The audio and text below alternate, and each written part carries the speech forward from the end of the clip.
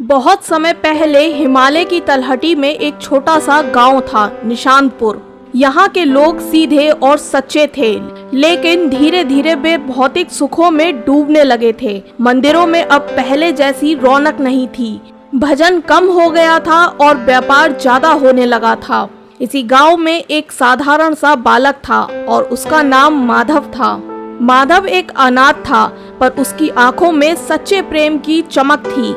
वह रोज मंदिर के बाहर बैठकर भगवान की मूर्ति को देखता और मुस्कुराता रहता था। ना भोग चढ़ाता और ना बड़ी आरती करता था, बस प्यार से निहारता रहता था। गांव के लोग उसे मजाक में कहते थे कि माधव इतना भगवान को देखता है, कभी तेरे लिए उतर के आएंगे क्या? माधव हंस देता और कहता, भगवान को बुलाने के लिए बड़ी चीजें नहीं, बल्कि बस प्रेम जरूरी है। एक दिन गांव में अकाल पड़ा, ना बारिश हुई ना फसलें उगी। लोग घबरा गए।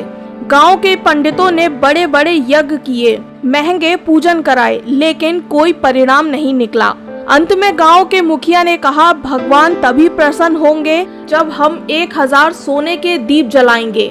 सबने चंदा इकट्ठा करना शुरू किया, लेकिन माधव के पास कुछ नहीं था। वह चुपचाप अपने टूटे फूटे घर गया और वहां से एक छोटी सी मिट्टी की बाती ली और जंगल से तेल की बूंदें इकट्ठी करके एक छोटा सा दीपक बनाया। अगली सुबह जब पूरा गांव भव्य सोने के दीप लेकर मंदिर पहुंचा, वहीं माधव भी अपनी छोटी सी बाती लेकर वहां पहुंच गया। गांव वाले उस पर हंसने लगे। क्या भगवान इस टूटी बाती से प्रसन्न होंगे? यह बात सुनकर माधव चुप रहा। उसने दीपक जलाया और अपनी पूरी श्रद्धा से भगवान के चरणों में रख दिया। फिर आंखें बंद करके प्रेम से बोला, प्रभु मेरे पास कुछ नहीं है, बस ये छोटा सा दीप और सच्चा प्रेम ही है। जैसे ही उसने यह कहा, मंदिर का दीपक तेजी से जलने लगा। हवा चलने लगी, बादल घिर आए और अचानक तेज बारिश शुरू हो गई। गांव वाले दंग रह गए। उनका 1000 सोने के दीप कुछ ना कर सके, लेकिन माधव के छोटे से दीप ने बारिश बुला ली। वहीं भगवान विष्णु प्रकट हुए। उन्होंने माधव को गले लगाया और कहा, माधव जो प्रेम से पुकारता है, मैं उसके लिए नियम, यज्ञ, सोना सब भूल जाता हूँ। तुमने मुझे अपने प्रेम में बांध लिया है। भगवान ने माधव को आशीर्वाद दिया और कहा कि इस गांव में कभी भी अकाल नहीं पड़ेगा।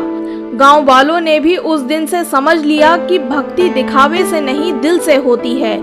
माधव का नाम आज भी वहां प्रेम और भक्ति के प्रतीक के रूप में लिया जाता है।